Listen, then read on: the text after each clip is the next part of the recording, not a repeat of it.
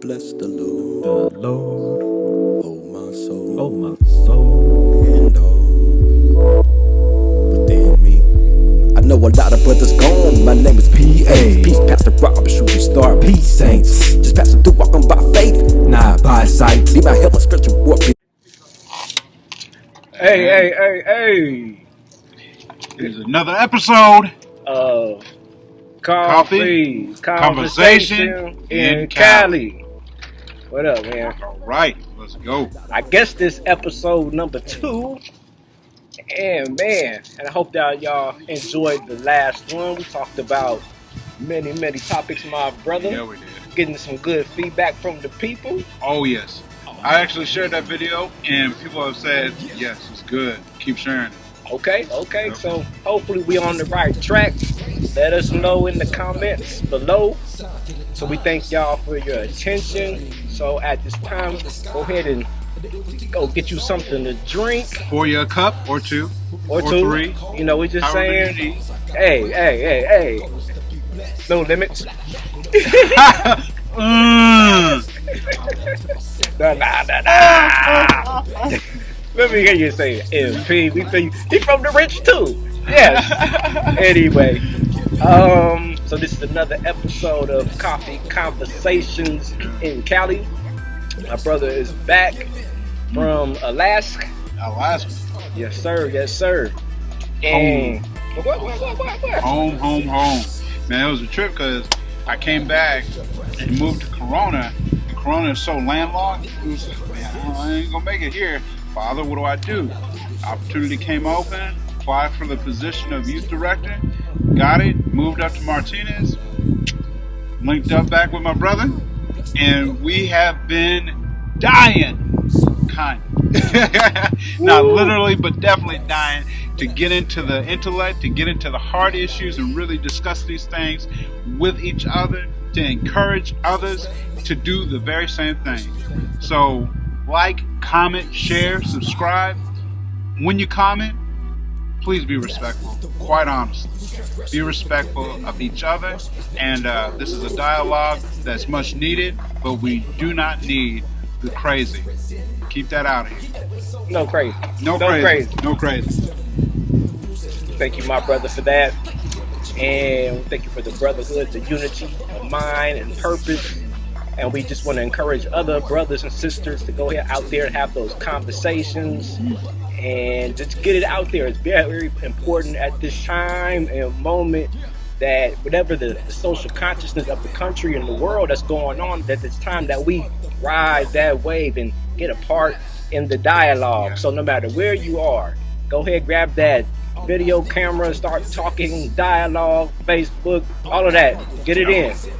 Yep, and make sure, like, be selective with the people that you have the conversations with. And the reason why I say that, and tell me if you agree or disagree, but when you want to have an authentic conversation with somebody, whether that's your friend, somebody that you engage with throughout the day, you really want to protect the sacredness of authentic conversation, because after it leaves here or comes out of here, it really hits the heart.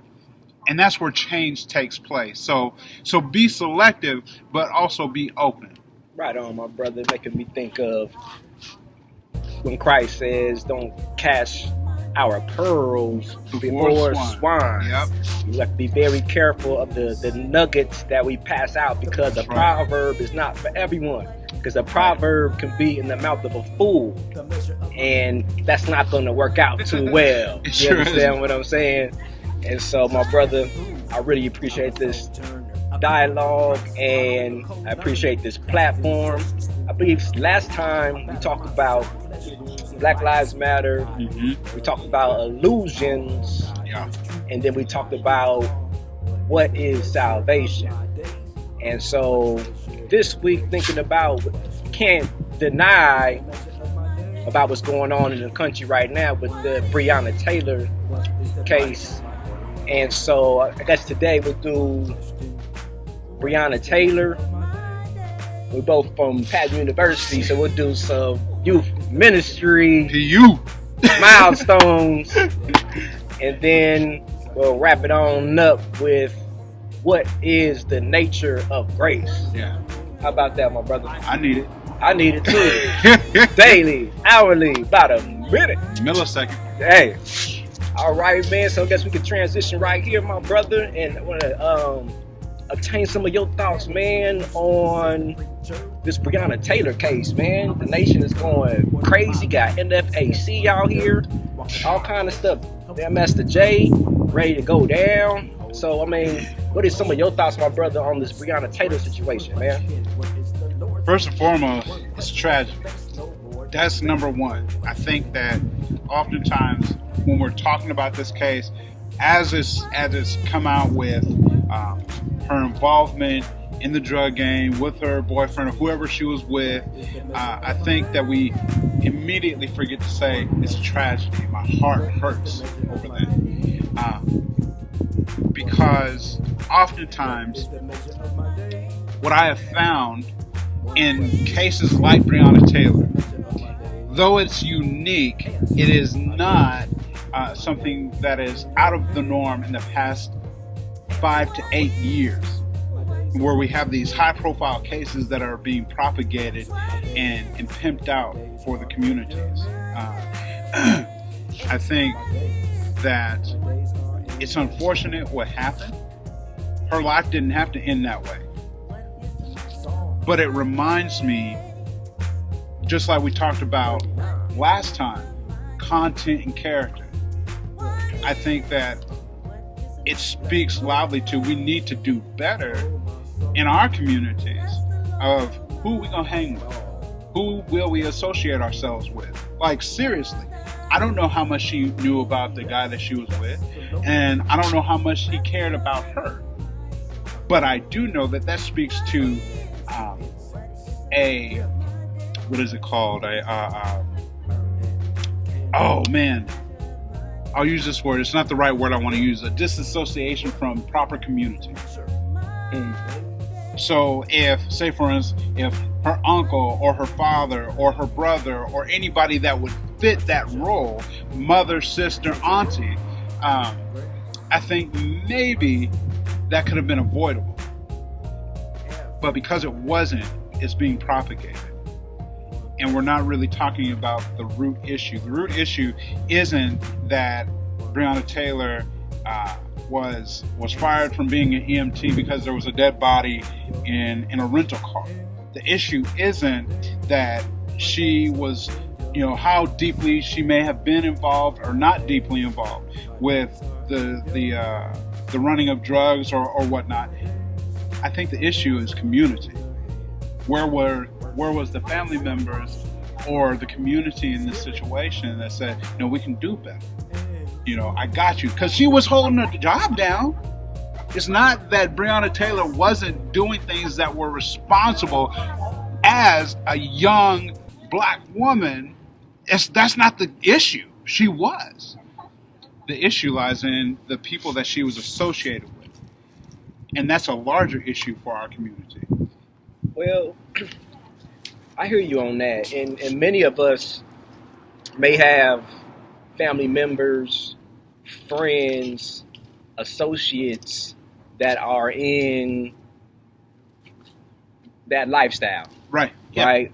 From my understanding of the case, the current boyfriend was not the old boyfriend. Okay. Which many people are kind of misdiagnosing, for the lack of a better term, at the moment. Uh-huh. And so what I try to do is I try to put myself in other people's shoes, right? So I am Breonna Taylor's man.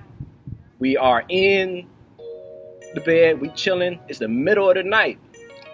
And for anybody who know anything about the little cracks and things that we hear during the night, what is that? Go in there. We the first one to get up. I got it, baby. I'm going to the door. What's going on? If I would have, I didn't see no police that sign. You know what I'm saying? I didn't see none of that. So, I would have busted back with what I got at the house. Right. And so, to a certain degree, this case eerily reminds me of Philando Castile to a certain degree. You know, it almost suggests that for all of us who are Second Amendment believers, that, you know, even if you have your Second Amendment rights and you exercise them, you are not going to be protected in your own home where you sleep, you know. And so that for those who, what Joy DeGruy would say, still internalize every single thing that happens to black people, that I can see how it is a very traumatic experience for all of us, but especially for those of us who are gun owners. And so, you know, you can tell the officer that I have a gun, bang, bang, bang. And so, you know, we have, and for those of us who don't live next to the police department, and it's going to be some lag time before assistance comes in our violent neighborhoods, you got to be strapped. And so, you know, I definitely hear you, my brother.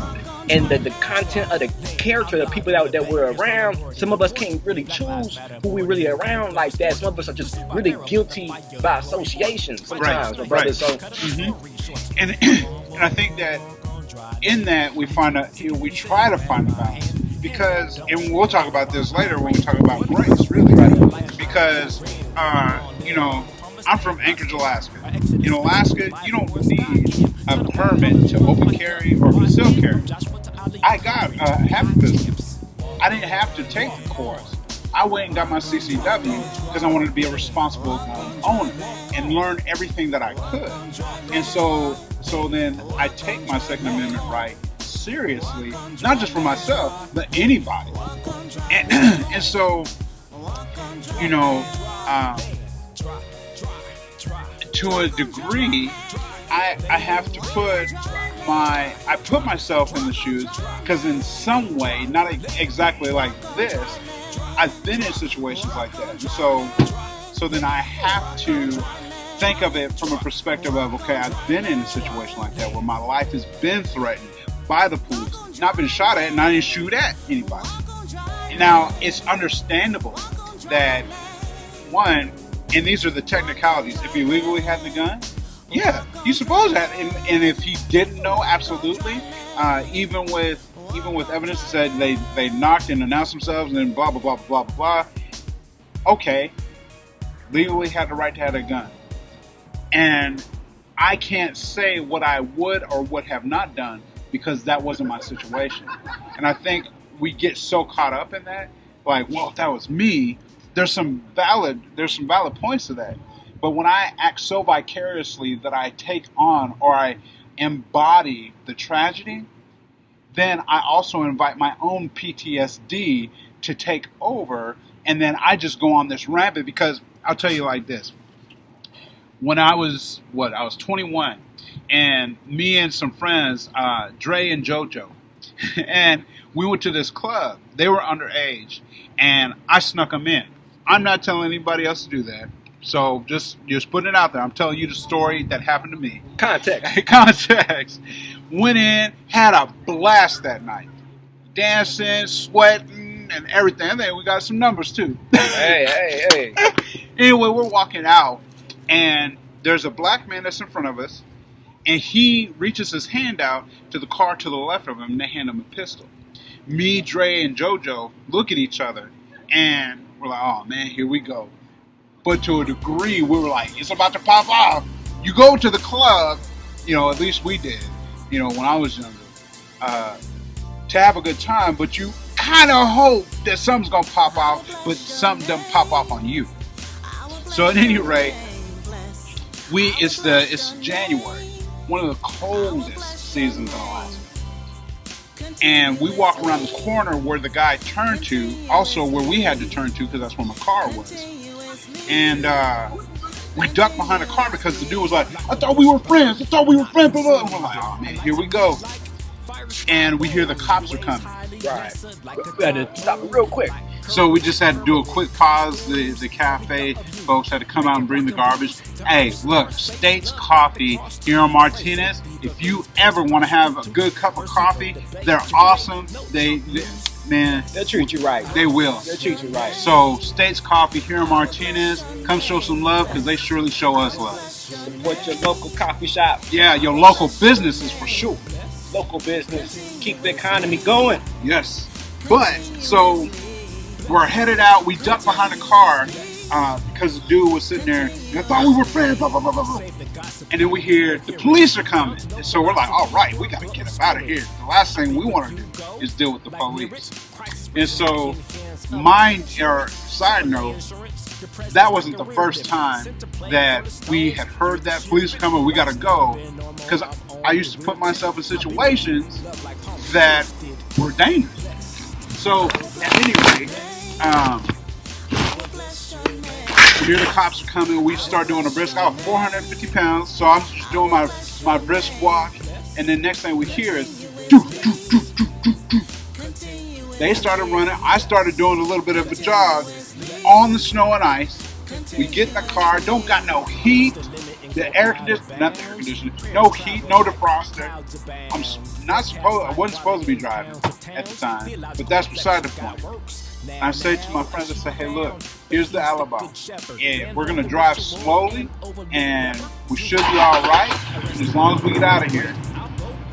And that infamous light came on, the cop light.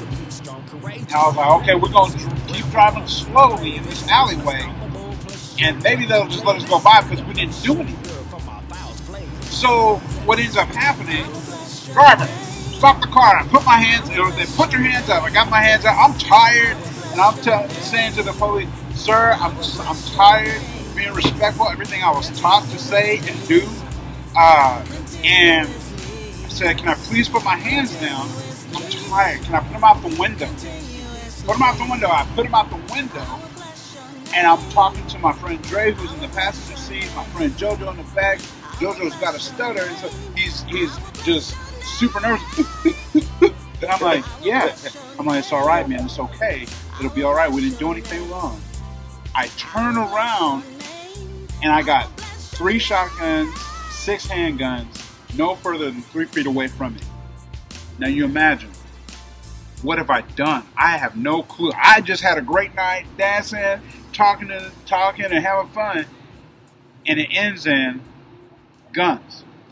And so they tell me to get out the car and go stand in front of the car, hands up. By this time, I'm dazed out. I don't know what's going on. My heart's beating. What snaps me out of it is, driver, if you do not turn around right now, we will kill you. What did I do? I yell. What did I do? Turn around slowly. So I lift my shirt up so they see that I don't have any weapons.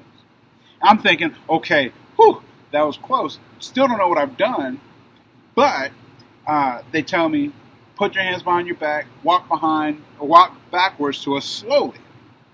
Again, it's the middle of winter, ice and snow everywhere. Slippery slopes. Yeah, in the alleyway that's not flat, that is concave.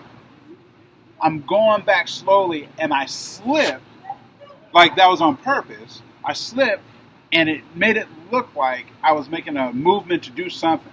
Driver, if you move like that again, we will kill you. What did I do? What did I do? What did I do? I slipped on the ice. What did I do? Finally get back to them. They put handcuffs on me, and they put me in the back of the cop car, the small back of the cop car. I'm still being respectful. Sir, I know you're doing your job. I'm scared. Before Eric Garner, I can't breathe. Sir, I'm scared. I don't know what's going on. Please let me out of the car. I can't breathe. You can stand me up. I'm not moving. You guys have guns. I know. Finally, he tells his partner, you get on the other side and push him out. And he gets on the other side like they're going to give birth to me. Right? And he doesn't just shove a little bit. Boom! Man. My knee cracks on the metal frame. At that point, now I'm pissed. And in pain. And in pain. And all my muscles tell me, boy, you better calm down. I ain't calm down. And I start cussing them out. They finally stand me up. All for that, you just matched the profile. You just matched the profile. Were the cops doing their job? Yeah, they were. But where's the humanity of the job? and we'll get into the grace aspect of that too, but really, there was no apology. We're sorry, we got the wrong person. You're not the shooter. I didn't own a gun at that time. I received an apology, and I just want to say, I got to highlight this. The first time I received an apology for that was no less than 2 months ago.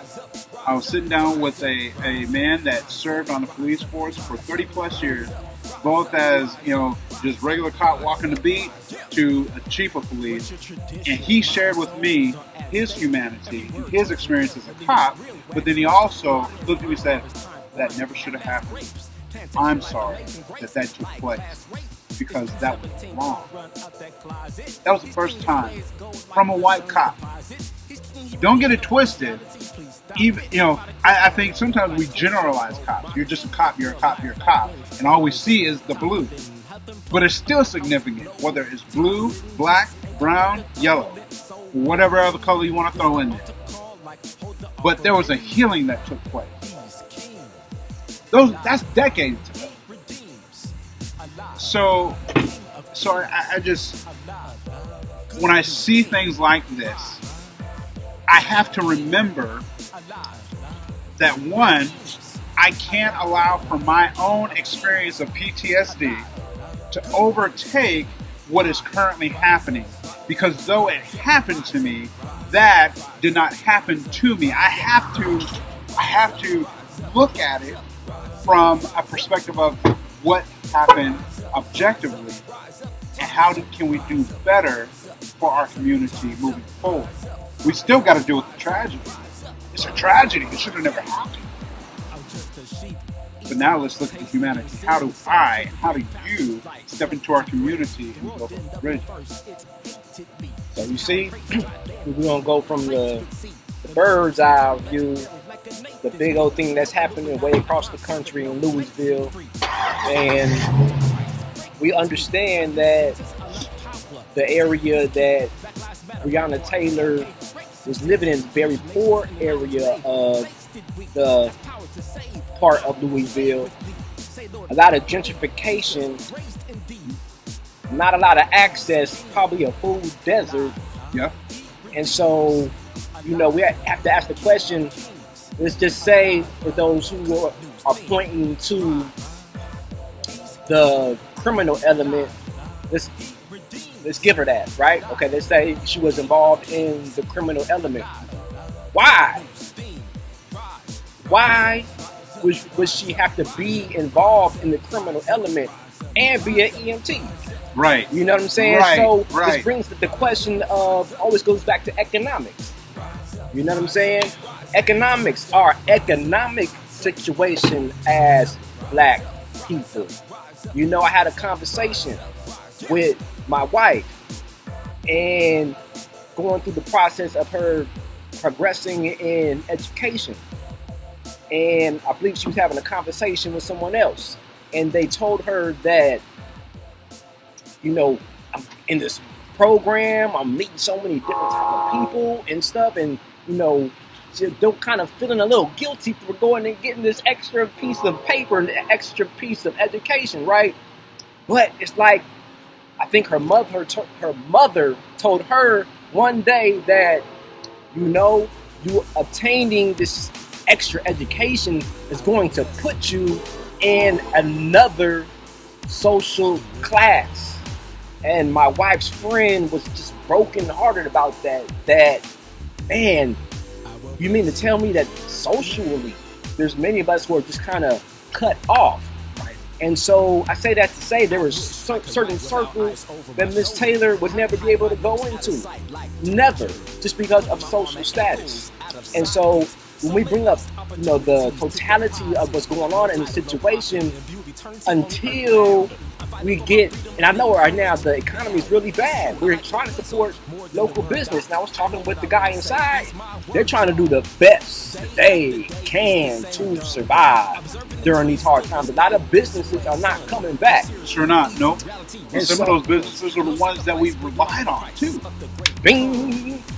So we say that to say, until we get to a point where I guess we'll transition to youth ministry here in a second, But when working a youth ministry job would be enough to make a living, or I know for some of y'all got master's degrees already and still in debt and still having 3 and 4 jobs just to make it, just to survive. I understand. Education is not a guarantee of financial independence. That's right. You know what I'm saying? But man, as Dr. King would say, that the purpose of education is to give a person, how he say it, the purpose of education is to give a person the mind to think about things that are even worth thinking about. Right. The equity mindset. Because we talk so much about equality. Well, equality doesn't mean anything if you don't have solid equity. And the more you educate yourself, not just by university or whatnot, educate yourself. You bring yourself into a better equity on par with other people. That is the yeah. And just like what you just brought up, going to another social class. Because yeah, that's what education does do. But here's the thing. If that is all education does, then we're missing the point, because I have to reach that.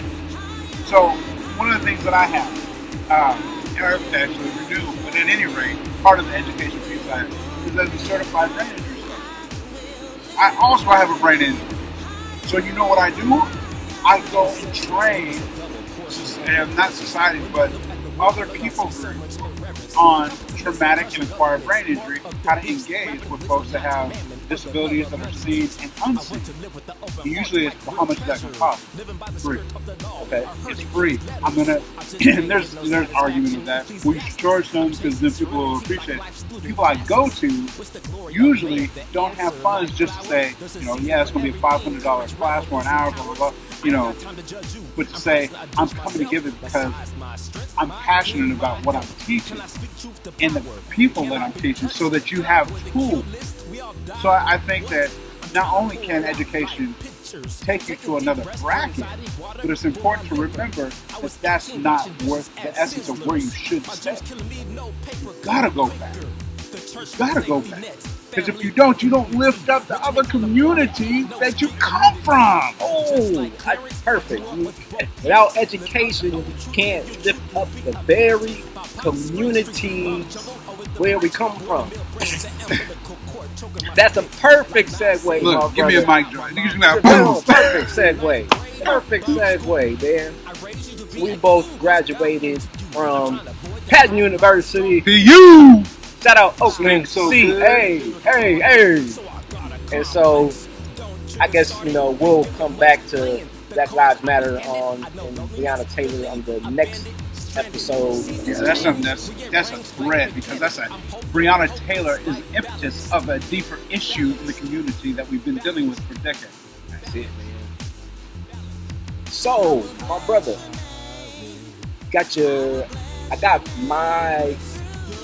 I majored in youth ministry and then did the minor in pastoral studies.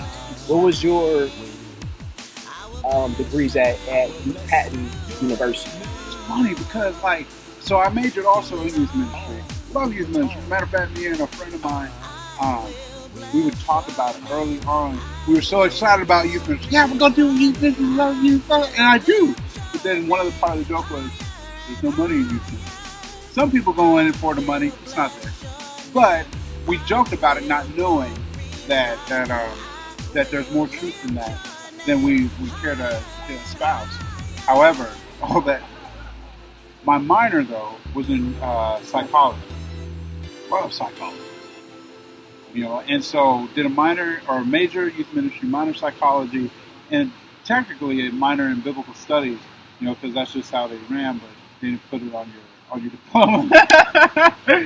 But I tell you what, I'm pretty sure that if I hadn't got that minor in psychology, I wouldn't have been able to be a substance abuse counselor, a case manager at a homeless shelter for teens. It really opened up the door.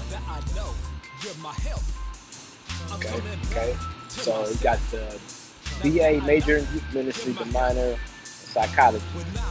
It's a beautiful thing. My brother's able to put the two together, able to have youth ministry tools, and then also take care of the total person, not just spiritual needs, but also the psychological needs, which are very important, are often both underlooked and understood, if that's even a word. Yeah. But so in thinking about your time in youth ministry, can you tell the people, can you reach back into that mind and pull out an experience that kind of sticks out to like a milestone in youth ministry? I think it's very important because we're talking about how we're going to go from up here, talking about what we can't really do a lot of things on that level. But what we can do is go into our very communities where we're from and impact them. Whether our group have 3 people, whether our group has 300. The fact is that having a mentor-mentee relationship is priceless in the life of a young person, and I would argue in the life of the mentor, because it causes the mentor to have some accountability and social responsibility to be an example. But yeah, my brother, if you could just tell the people some of your, or at least one of your youth ministry milestones. Quite honestly, man, just on that piece about having somebody that's going to hold you accountable, it's priceless. Because if I hadn't had, I'm just going to say his name, because, I'll just drop names like Greg McCormick. If I didn't have Greg McCormick in my life, shout out Greg. And if I didn't have cats like Carl Dennis, if I didn't have my pops like David J. Butler, my mom's like Barbara Butler, those are people that intimately sewed into my life. So, but a milestone, I would say, is when I came down to Corona first. For a long time, I was like, man, I gotta go back to the Bay Area.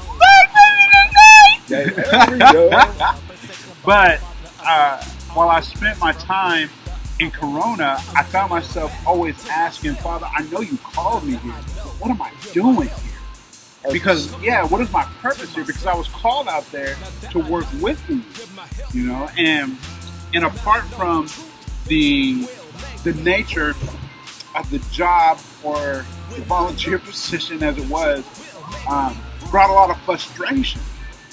And in that frustration, I continued to ask and wrestle. I know I followed Jesus out here, but what am I really doing? I know that I'm called to youth ministry, but what am I really doing? And I would ask questions all the time. What should I be doing? What should I be seeking wisdom? One day, Father just really got a hold of my heart, and he's like, stop asking people what you should be doing. You know me. You know my character. Do what is honorable. And so as I really took to heart that, he just hit me. He was like, you know what you're called to. You're called to youth, family, culture, and reconciliation. And what that really means, from a standpoint, is this call is much bigger than just a focus on youth ministry. Because youth ministry is only a leg of ministry as a whole. I'm called to youth and family and culture, and the big one, reconciliation. And so for me, that was a big milestone. Shortly after that, when I had applied for the church that I'm at now, Morello Hills Christian Church, shout out, is that right now, being in the process, you being one of them, like, Father, who do I reach out to? Because I see that there's an issue when it comes to youth, culture, family, and reconciliation. I want to do this well. Lead me. I think that being in Corona, in the time and place that I was, even with all of the challenges, that was the milestone and the defining milestone of, you know what you're called to. Listen and watch. And so I would just say that that's the biggest and latest milestone. Right. Yeah, thank you, sir. Yeah, how about you? Man, let's see. I actually was thinking about this, and I've decided to bring in one of my pieces of heavenly treasure. Yeah. So I consider I'm getting ready to share with the people probably what I consider to be one of my greatest investments. Shout out to Rock Harbor Christian Fellowship. Shout out to Rock Harbor. Pastor Port Wilburn. Oh. Shout out to all the saints there. And so what I brought in today for our coffee and conversation, a little show and tell for the people, a little visuals for the people. So what I brought in, my brother, is, it says Rock Harbor Christian Fellowship. I know y'all can't see it. I'll show it to my man first. Yeah. So this is probably like Look 10. at you, young you. Come on, man. Come on, man. I'm still young looking, right? Yeah, you still young looking. We just Don't tell me what I want to hear. Don't tell me what I want to hear. Them grades, though, them grades. Let's give it away. 40 is better. 40 is better. I'm telling you. Oh, man. 40 is better. Okay, but yeah, so time has moved on. But, I'm just going to share this. And for all of y'all who are in this picture, shout out. I'm not going to say all the names because I don't want to get any trouble with this 41-year-old memory. So, but I'm just putting it on out there. You know what I'm saying? To all the people. We don't just talk about youth ministry. As you can see, for these, 3-4 plus years, we were our own little family. You know what I'm saying? That's right, man. That's what it was. That's right. And so as I hold up this picture, some of the young people in here, mothers was in prison. Some of the young people in here was homeless. Some of the young people in here have both parents. Some of the young people in here are PKs. Some of the young people are of different, I'm not going to release that information, but everybody, the essence of what I'm trying to say is that everybody in the picture is different yet very similar. You know what I'm saying? We all have the image of God, regardless of our differences and everything. And I can say that after our time together, it's been a beautiful thing to see how these young people have blossomed. Because as you can see, that was like 12 years ago. And my man is talking about youth ministry not just being this one thing that we just do. It is part of a totality, right? That period in time was for a period in time. And so in leaning on the voice of God, I'm in the place. Now that I'm in the place, please, Lord, show me the direction. It reminds me of Abraham, my brother. It reminds me what he told Abraham. He said, you know what? Get up, go from the place, go from your father's house to the land I'm going to show you. And he said, I'm not even going to show you where you're supposed to go until you leave. Then I'm going to show you. You know what I'm saying? Then you're going to get it. Because we walk by faith, not by sight. We can't always go by the way it looks with our natural eyes. Things can look really gruesome. You know what I'm saying? We have to learn how to put on the 3D glasses. Yep. You know what I'm saying? And be able to see through the eyes of faith. Mm-hmm. And so my favorite or most memorable youth ministry milestone is when this very group, we decided to, it's their idea. They were so inspired by the study of the book of John. We went through the book of John for a long time. That's what we're in right now. Beautiful thing. And they was like, Jesus, the way he lived his life was just, I want to just do something. And so we're going to go to People's Park in Berkeley, California, not too far from the UC Berkeley campus, where a lot of the homeless are there. And I got the invitation too, brother. You tell me about they feeding the homeless in Martinez. Shout out to that brother who's doing that work there. Keep Brother that Connor. up. Brother Connor, shout out, man. I'm hearing good things about you, brother. Peace and blessings. And so they were so inspired by the life of Christ that they wanted, you got to do something. So they wanted, we gonna go get my wife, another sister, we all bought all the ingredients and stepped back and let the groups do their thing. They made the sandwiches, they made the lunch bags. We got on the AC Transit, then we got on the BART, and then walked on down there and handed out food to the people at People's Park. Yeah. And so that's what I'm trying to say is that, I was just there. And the young people had the idea. So I'm trying to say is that the youth, y'all got the answers. Y'all know what time it is. Y'all, a lot of times you all are ahead of the curve. And sometimes we be slow as the elders, you know what I'm saying? But if we can just, elders, we can be around the youth enough, support them enough, that's right, that they can come together about some of their answers. I think that not on that big level, but on that smaller level, on a community, street by street, local church by local church type of basis, mosque by mosque, temple by temple, that we can see some changes. Like in bird's eye view, it's like 10 years ago, over 10 years ago, looking at that picture, and you know what I'm saying, just the way Christ has moved in the lives of the folks in the picture, the young people, true blessings. Right. And one of the things that you made me think about is the bridge between generations. I've watched as the older generation, I'm talking about older generations, that have been so disconnected. And not necessarily, I'm not saying that it's to any of their fault necessarily, because you have to really break it down to an individual level in order to really see a picture by an individual basis. But here's, this is the youth, here's the older generation, there's a disconnection. There's got to be a bridge that's built from both sides. I need, older folks in my life, much wiser folks in my life, so that they can say, hey, this is how this works. Like my mom and dad, Barb and Dave, they taught me some stuff. Like my mom,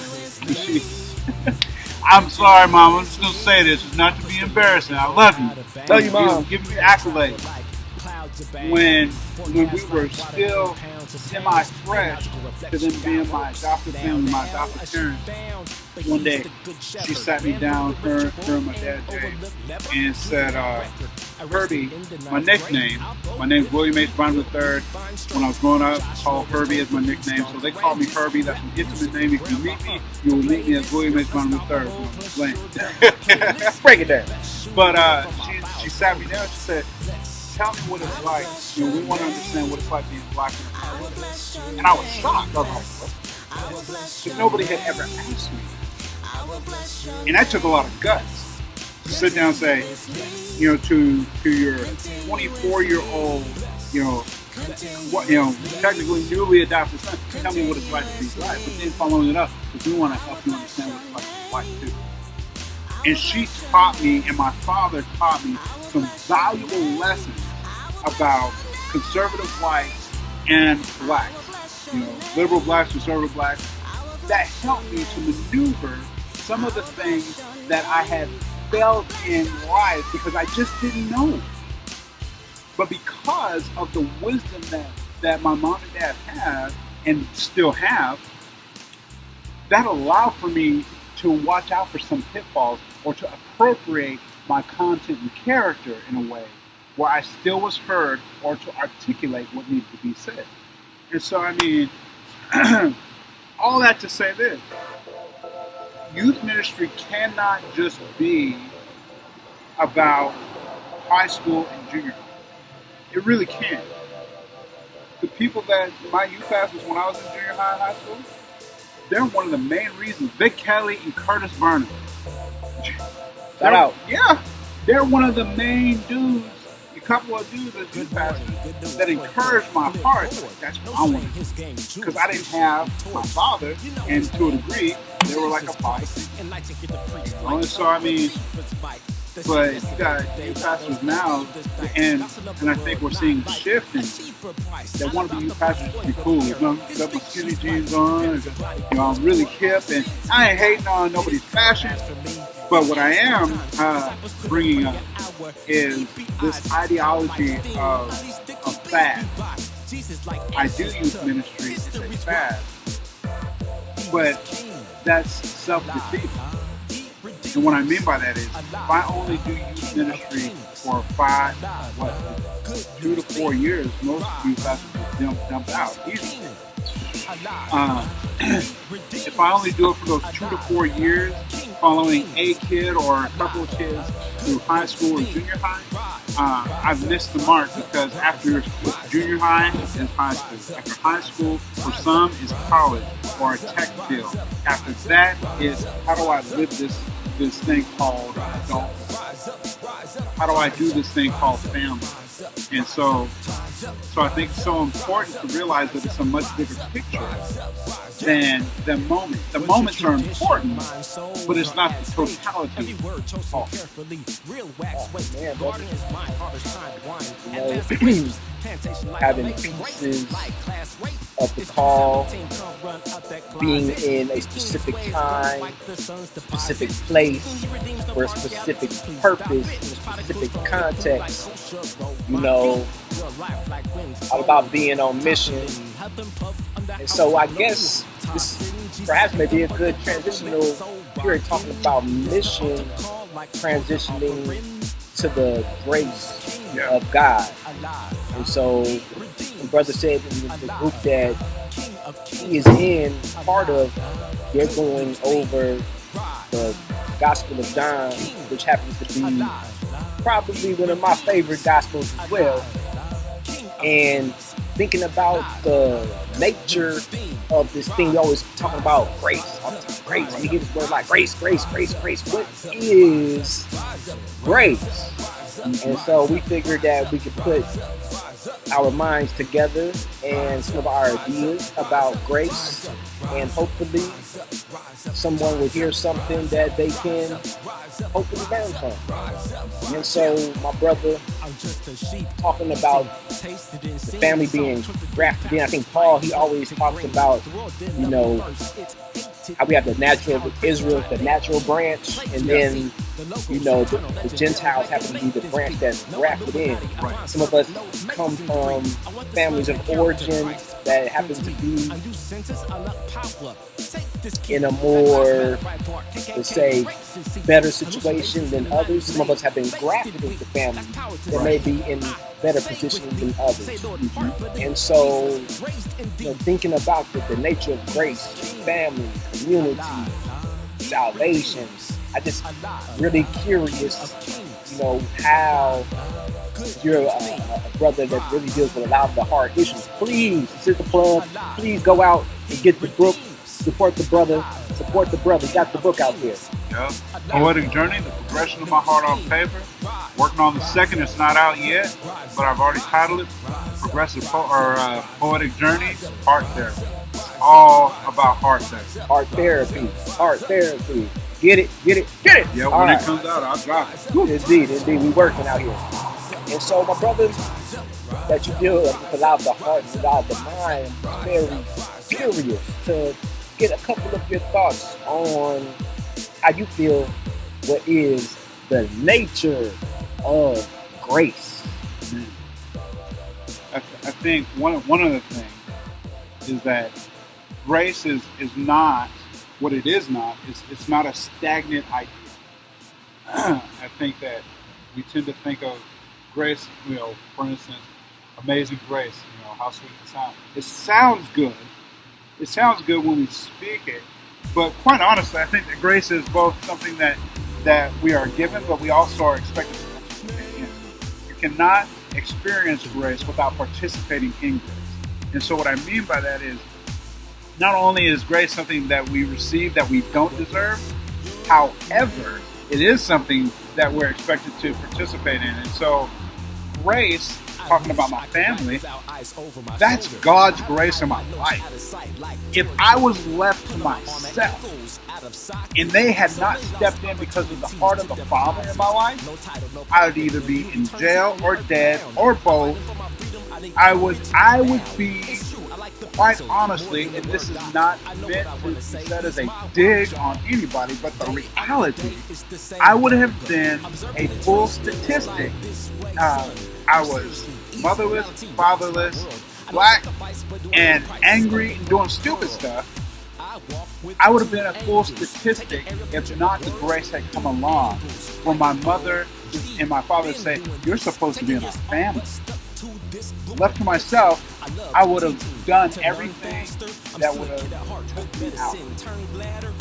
Because of that, I've been able to not only engage, but also be a bridge builder. So grace is something that that's not merited, but I believe it has to have action from the one who receives it. And so, what are you going to do with grace? I've learned, and I reach out, and I build bridges, and I reconcile, because that is what grace has done in my life. Reconcile my heart to the Father. So then, grace is the impetus. I think that's the right word. The impetus, or the essence, rather, of going and being missional. Because I've received this unmerited favor of grace that has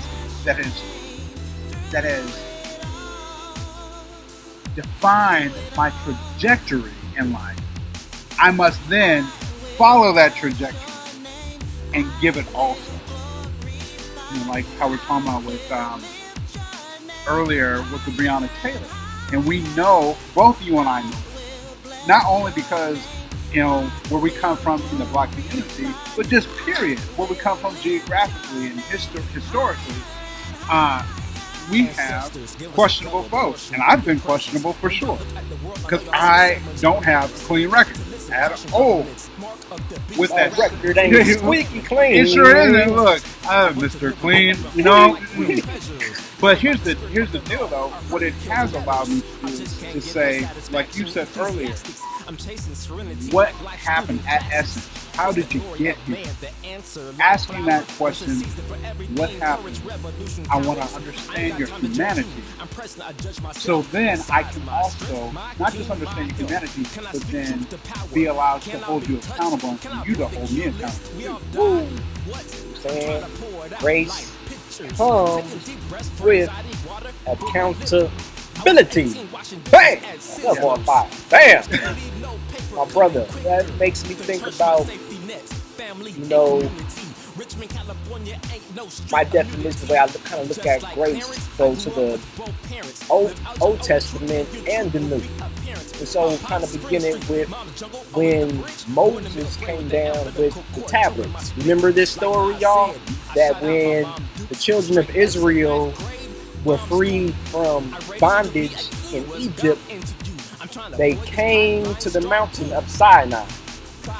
And when Moses went up to get the tablets, he came down with laws. And within these laws is showing one how to be a right relationship with the Most High, with the Father, and also how to have right relationships with each other.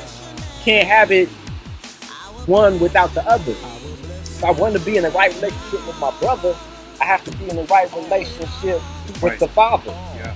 You understand what I'm trying to say?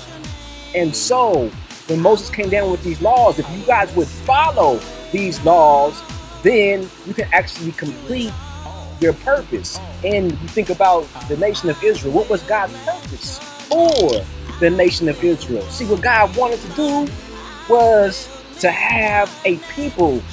We all see Israel on the map, and that the whole place, the whole Holy Land, and it's in a centered place in the world.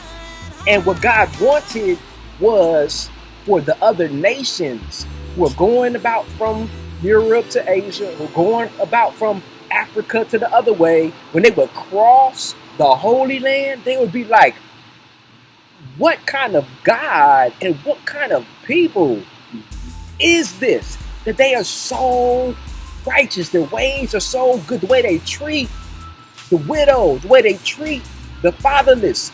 This nation or this holy place was supposed to reflect the glory of God. And so we know that they did not succeed in their endeavor. And so we get to the real grace, which is in the person of Jesus Christ. Right. And as my brother is saying in their study of John, I forget that scripture, my brother. Can you help me out, man? I know it's like in the first chapter. It's it's one something, but it said something along the lines of the law came through Moses, and grace and truth. There you go. Grace and truth came through Jesus Christ. I'll say it, John 1:14. Bang! And so we see that the same way that the nation of Israel was supposed to be a place where foreigners came, saw, and like they're supposed to see, experience, and then take that experience on the road back to where they came from. Right. You know, but the people of Israel misunderstood their own purpose. They like, it's all about us. Instead of saying, no, we need to follow, it's the grace of God, it's the law that allowed other people from other nations to come across and see the glory of God and see the people of God. So when you're looking at the person of Christ, we're looking at the Word made flesh. We're looking at the reason, the purpose for the universe. And we're looking at Christ. So the law came through Moses, but truth and grace came through Jesus Christ. So when we look at him, we need to look no further. He is the perfect temple. If we look at his character, we look at the way that he was, plus if we're empowered by his spirit, we can actually meet grace, we can experience grace, and we can actually be with those families. We can actually accept our sonship, whether our sonship is in our family of origin or whether our sonship is in the family that we're grafted into. Right. You understand what I'm saying? My brother, go ahead. Yeah. You know, it's interesting because when, like I said earlier about accountability, it's Jesus in John. So a couple of them in John chapter 5, you got the woman at the well. Oh, is it? Oh, wait a minute. Nope.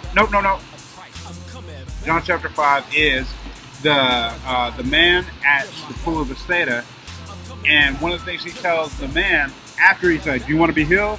And then I can't because I can't even get to the water. And then, but Jesus holds him or heals him. Yes, sir. And so, yeah, in verse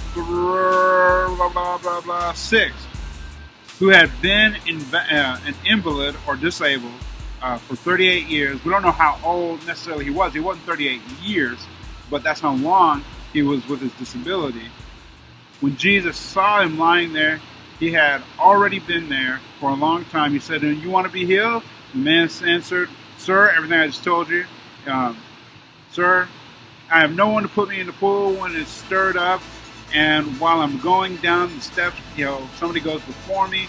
Jesus said to him, "Get up, take your mat, and walk." Later on, down a little further, he says this.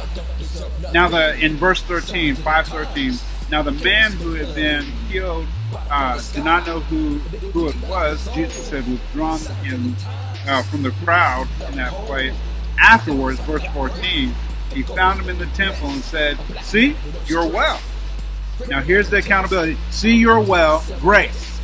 The accountability is this: sin no more, that nothing worse may happen to you. I'm going to go to 8, specifically, I believe it's verse 14. Whoops. 8:14. I'll start at 12, just so that way. Jesus spoke to them, saying, I am the light of the world. Whoever follows me, that's not right. Hold on. Pharisees, now. Self yourself. Hold on. Where is it? It's the woman caught in adultery. So, and as they continued to ask him, he stood up and said to them, let he who has without sin among you be the first to throw a stone at her. Grace, right? Because by the law, they could have stoned her and it'd been no problem. Now that's grace, but verse 8, and once more he bent down and wrote on the ground. But when they heard it, they went away one by one, beginning with the older ones. You brought that up just a moment ago about the elder. And Jesus was left alone with and standing before him. Jesus stood up and said to her, Woman, where are they? Has no one condemned you? And she said, No one, Lord. And Jesus said, check this out, accountability. Neither do I condemn you. Go, and from now on, sin no more. He said it both to the man at the pool of Bethesda, and he said it to the woman caught in adultery. Grace says, you're pardoned because of my person. But because of my person and who I am in essence, I'm holding you accountable to the gift I've given you. Go sin no more. Now, obviously, more than likely they did. But I bet you they didn't sin without thinking about, oh man, my heart says I'm still held accountable to you, sure. And I need not to do these things because he saved my life. He healed me, saved my life. By law, I'm dead. But he is the culmination, the fulfillment, grace and truth. Grace gives me what I don't deserve. The truth says, now here's why it's important for you to listen. Because if you don't, left to yourself, left to your own nature, you're dead. So that woman and the brother at the pool, some of y'all out there, please listen, because some of y'all are in the same situation, waiting for somebody else to put you into the pool. Now, as my brother just elaborately said with the commentary on the book of John, he said, I wonder, my brother, if there was a specific sin which caused him to be like that. And he knew exactly what Christ was talking about when he said, go and sin no more. He understood. And so what I'm trying to say, my brothers and sisters, is this. Paul says this, that some of our sins, for some people, sins go before. And for some people, sins come after. You understand what I'm saying? So what I'm trying to say is that whatever light you do have, whatever example you had, whatever literature you have read, something you have heard, one person says this, we're accountable for everything that we heard. Don't speak to fools. They scorn the wisdom of the words. And so we say that to say, if you happen to be at that place right in your own Bethesda waiting for somebody else to come on in, if you're waiting, go and sin no more. Come to the Lord. Bring our deeds to the light, that they may be made manifest, the grace of God. And so we're saying this to say, for some of y'all, this may be the last chance, the last grace. If you so just happen to run into this video with me and this brother, listen, if the Spirit of God is nudging at your heart. That's the right. Scripture says today, if you hear his voice, harden not your heart. Turn to the Lord. Let something worse come upon you. You understand what I'm saying? Go ahead, my brother. Yeah. Working with folks that have traumatic and acquired brain injury, I would sit with them oftentimes And the drug of choice that tended to be for them was marijuana. And so when we would talk in my office, and they would tell you, they'd get defensive real quick, because I would ask, like, help me understand why you smoke. And, well, am I going to be in trouble? Or you think that's wrong? And I would say, no, this is in Alaska. I mean, because that's where I was. So first of all, it's legal. So if you do, I don't got a problem with it. That's what you do. Here's my concern. My concern is this, that with the medications that you take, because some of them would take these medications that were just horrible concoctions, right? So I would further ask them this question. And I think this is where the grace aspect comes in. Not just saying, well, you shouldn't be doing drugs, period. Drugs are bad, okay? That's a little South Park for some of the younger folks probably know, okay? But I would say, okay, do you know what strain you smoke? Because there's, as I know, two predominant strains, indica or indica and sativa, which is more of a predominant head high. And sometimes they could tell me what strain they were smoking. Sometimes they couldn't, and I would say, okay, well, help me understand what effects do you have? How does it make you feel? And whether it was, I just get really relaxed, or I get really, a lot of anxiety, or I get really hyper, sativa. I further would go and say, okay, now that I know that, here's what I want to say. If you continue smoking, say for instance, sativa, with the medications that you already take, you're going to hit a brick wall. And it's going to hurt really bad because your brain can't function that way. So when they left, I said, or before they would leave, oftentimes I would say, why don't you try, for instance, CBD? Because then I would find out why they were smoking in the first place.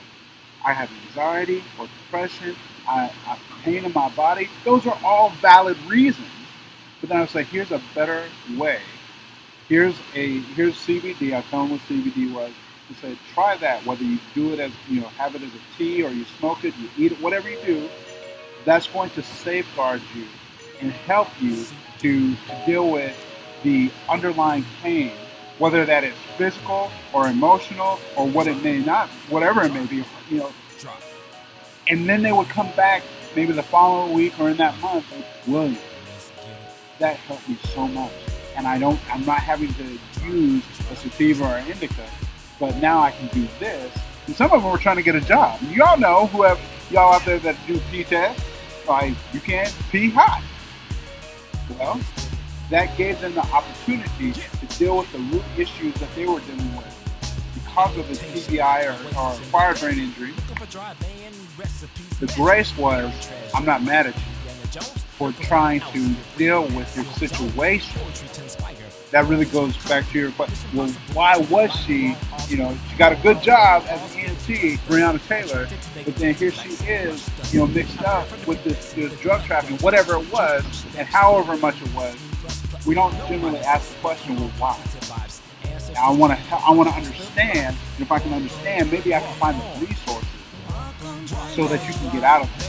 Because the majority of people, I believe, even with Breonna Taylor, this is my, I think, healthy assumption, if there can be one, that she was trying to do her best in life with what she had. And because she got mixed up with some other folks making bad decisions, that ended her life tragedy. And now, her mother, her father, her sister, her brother, her friends, aunties and uncles, and all the people that she engaged with, even the people that she helped as an EMT, there's a missing piece to that heart. But as we focus on the legality of things, we miss the humanity. And when we miss the humanity, we miss the grace. The grace of, who are you? What do you need? And the truth, which is, I want to help you so that you can move on in a good way. In a good way. I hear you. And just like we say, prayers for the Taylor families who are in morning, and I guess one officer he was charged because, like you said, that those who believe in the Second Amendment believe one of the bullets went into somebody else's house and stuff. So one of these officers was very negligent. Yeah. And so, Yeah. you know, we got to feel for the brother who was in there watching. You can tell on the audio, he is so distraught that, you know, it's just, I can't even imagine. I don't even want to imagine that. No. And so, you know, it comes back down to economics. I can't help it. You know, sociology is the predicament of us needing more wealth. You know, and we got to learn how to come together because of our wealth. So you see, this brother right here, he is his own corporation. This brother right here puts out a lot of material, the books. And so for those watching, please just don't watch. Don't be a spectator only. Right. But please come in. Start on your own page. Support brothers that's out there putting out stuff. You know what I'm saying? We got to come together off the same interest of economic interest. And I can see my brother like, man, I can make some money with him. That's how we got to start looking at each other. You know what? Because in brothers and sisters, we got ideas in a gold mine. There's so much grace. Yeah. Not only are we, you know, great people when it comes to physical ability, but we are also great people when it comes to being creative. You know what I'm saying? So there's a lot of unused, untapped talent, ingenuity, gifts and talents that need to be brought to the forefront. Right. Speaking of which, shout out, look, Daryl Dominic. I think I sent you a link for his music.